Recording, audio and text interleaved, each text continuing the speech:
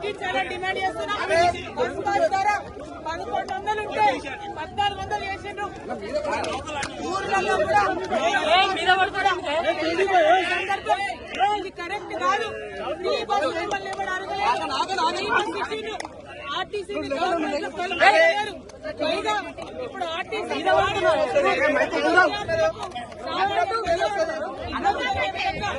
Bus ఛార్జీలు పెంచడం ఇది కరెక్ట్ కాదు.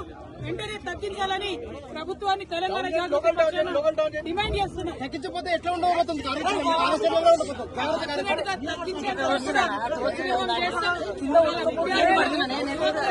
మహిళలు అందరూ కూడా ఇబ్బంది పడుతున్నారు.